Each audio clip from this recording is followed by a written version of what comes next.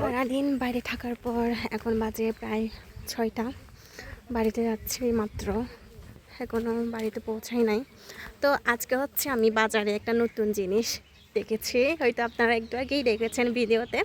এটা হচ্ছে লাল ভুট্টা, মানে এটা একদমই লাল, মানে ওনারা বলতেছিলেন, বিক্রেতারা ওনারা বলতেছিলেন মানে ড্রাগন ফলের মতো, মানে ওনারা বলতেছিলেন ড্রাগন ফলের মতো।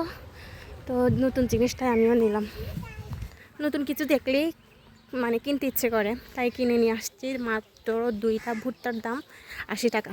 এই যে আমি যে ভুট্টাগুলোর কথা বলতেছিলাম, এগুলো হচ্ছে এগুলো সিদ্ধ করে, মাত্র আমি 2টা এনেছি 80 টাকা দিয়ে, সিদ্ধ করে এই অবস্থা হয়েছে। আর এই যে পানিটা দেখেন, কালারটা এই যে কীরকম হয়েছে। আমি যখন সিদ্ধতে দিচ্ছিলাম এগুলো একদম এই কালারের ছিল, কিন্তু সিদ্ধ করার পর দেখি যে এইরকম কালার। ভিডিওটা হয়তো আপনারা দেখলেই বুঝতে পারবেন, এগুলোর বাকলগুলো কিন্তু কালারগুলো অন্যরকম। মানে এই যে ড্রাগন ফলের কালারটা যেরকম ঠিক সেই রকম এই ইয়াগুলো ভুট্টাগুলো ঠিক এরকম ছিল সিদ্ধ করার আগ মুহূর্তে।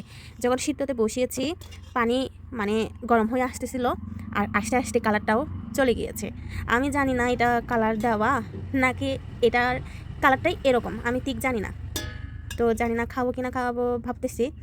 যাক, এই যে আমি এর আগে দেখিও না এরকম, তার জন্য নতুন যেহেতু দেখেছি নিয়ে এসেছি।